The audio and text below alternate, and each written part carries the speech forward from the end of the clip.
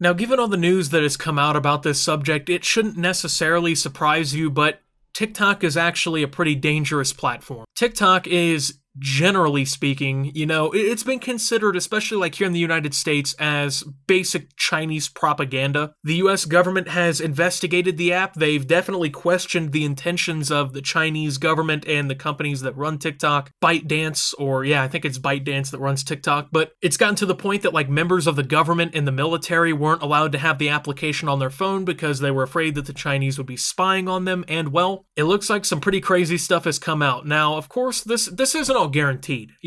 This isn't completely 100% proven, but at the same time, it all makes sense and it all is very realistic. I mean, it's kind of how the world is, unfortunately. Your privacy, your rights and stuff, they don't really exist online, Someone's always watching you, someone's always monitoring what you're doing, somebody's always keeping your data because, well, I don't know if people know this, but data is basically the new gold. They make a lot of money based on your interests and who you are as a person, your location, what your hobbies are, what your favorite brands are. That kind of stuff is super valuable because somebody's always trying to sell you something on Earth, But basically, this is all coming from a guy on Reddit who apparently reverse engineered the TikTok application, and he's found that it does some pretty disturbing things. Now, I'm going to go ahead and just say this right here, keep it clear. If you think that TikTok is the only social media platform, application, anything that's basically keeping tabs on you and keeping your data for, whatever reason, bad news, because guess what? Every single one of them basically are doing it to you. Now, this is just a little general rule or word of advice, I guess, here from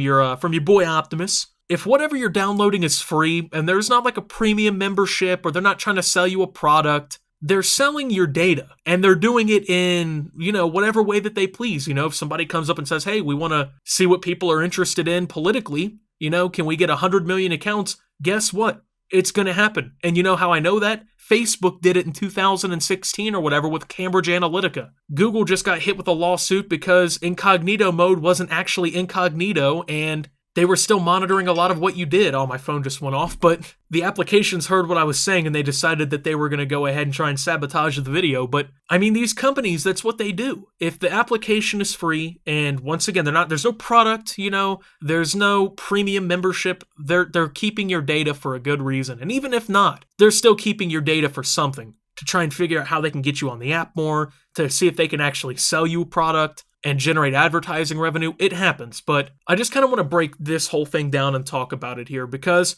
there's some other news in this that's extremely related that I also want to talk about. So I can personally weigh in on this. I reverse engineered the app and feel confident in stating that I have a very strong understanding for how the app operates, or at least operated as of a few months ago. TikTok is a data collection service that is thinly veiled as social networks. If there's an API to get information on you, your contacts, or your device, well, they're using it. Phone hardware, CPU type, number of cores, hardware ID, screen dimensions, your DPIs, memory usage, disk space, all that other nerd stuff that most of you don't understand. Other apps you have installed, I've seen some that I've deleted show up in their analytics payload, maybe some like cached values. Everything network related, so your IP address, local IPs, router MACs, your MAC, your Wi-Fi access point name. Whether or not you're rooted or jailbroken, some variants of the app had GPS pinging enabled at the time, roughly once every 30 seconds. This is enabled by default if you ever location tag a post. They set up a local proxy server on your device for transcoding media, but that can be abused very easily as it has zero authentication. The scariest part of all this is that much of the logging that they're doing is remotely configurable, and unless you reverse every single one of their native libraries, have fun reading all that assembly, assuming you can get past their customized fork, and manually inspect every single obfuscated function,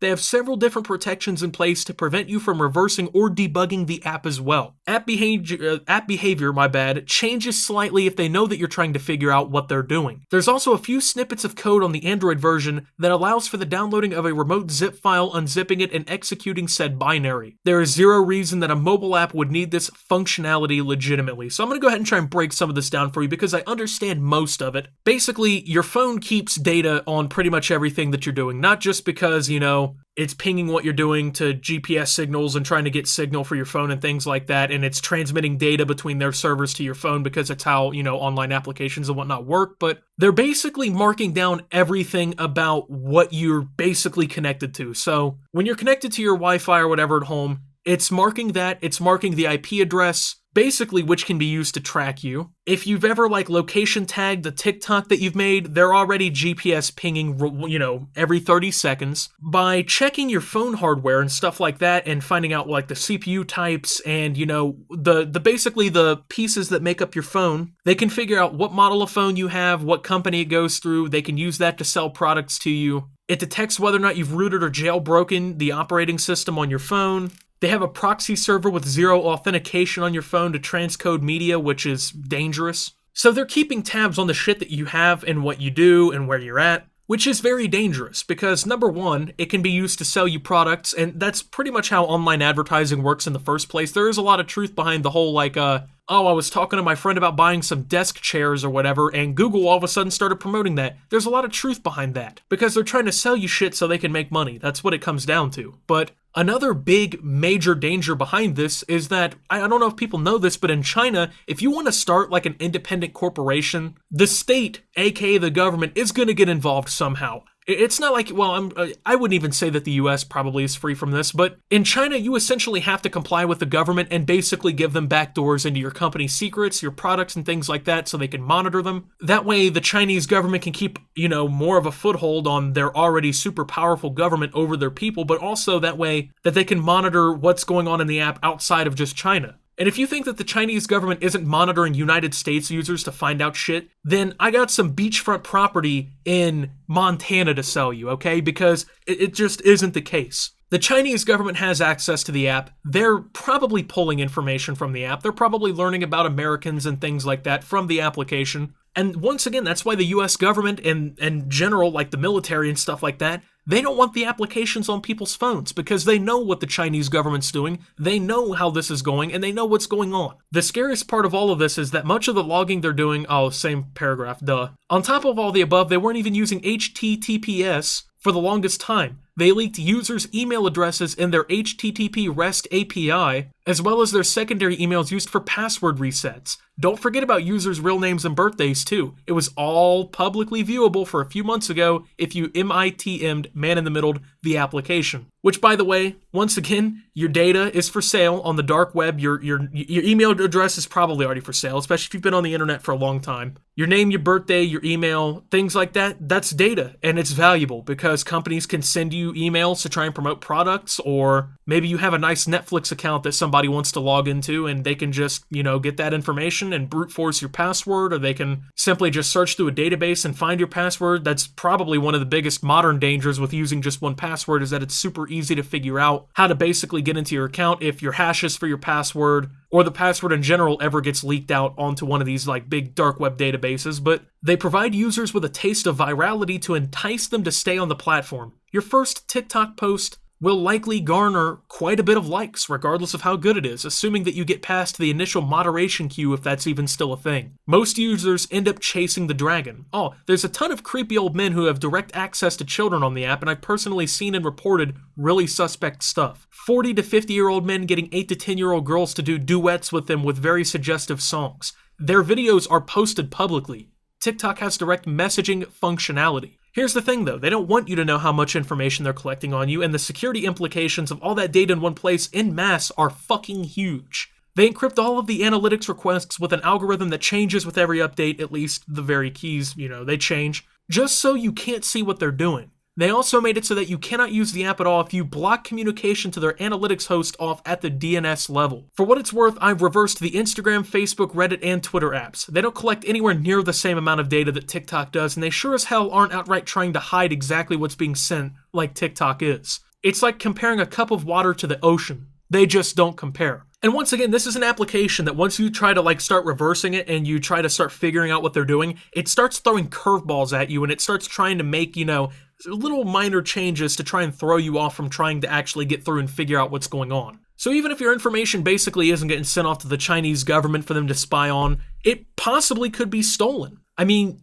like it says, email addresses, names, birthdays, those were public information because they just simply weren't really keeping up with security. HTTPS is a basic at this point in online connectivity and whatnot, and they weren't using that. If all of the data for something like TikTok ended up leaked and, all of this information was brought out, the big fucking gold mine that would come from that is ridiculous. Someone could probably make millions upon millions of dollars if they broke the security on TikTok and ended up pulling their databases of information out and making it public so that people could buy 100,000 emails even for like $10. That happens on the dark web every day. Websites get breached, their data gets pulled, and it ends up for sale. It happens all the time. That's why it's important to change your passwords and things like that and constantly monitor your bank accounts and whatnot, because that kind of stuff happens all the time. It's a 24/7 process. Criminals don't go to sleep, especially on the internet. There's no such thing as stopping when it comes to criminals and what they're doing. If someone is able to break through TikTok,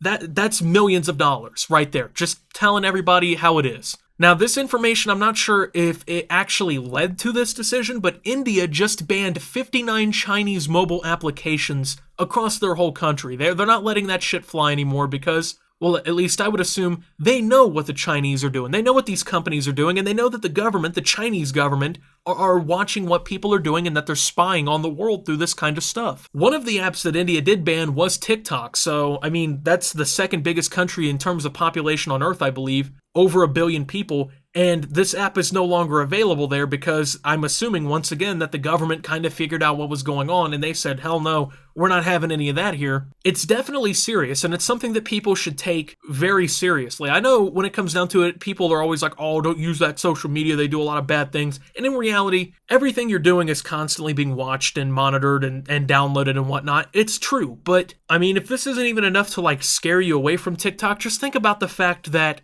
they've got it down to the point where they get you kind of hooked on that virality, right? Like you make a little TikTok, you know, you're dancing in the mirror of your bathroom, whatever, being goofy. And then at that point, you know, they pretty much artificially give you something, right? You're like, oh yeah, hey, I got 700 likes or whatever on my first TikTok. I bet if I keep going, I could end up being one of these big celebrities, you know? And of course, you know, your chances aren't very high, but that's how they hook people onto the app. And that's scary to think about in the first place. But I mean, that's kind of just how like content algorithms and stuff work on the internet anyway. But it's a dangerous app, and it's probably worse than most of the applications and social medias and whatnot out there in the first place. And it's something that I think you guys should consider. So with that being said, thank you guys for watching. If you did enjoy, make sure to leave a like, subscribe if you're brand new around here on the channel. Follow me over on Twitter and Twitch at SubToOptimus. Make sure to check out Shop Opti down below. Thank you to my channel members. Your support helps my channel tremendously. And until my next video, guys, this is Optimus, talking about TikTok and signing out.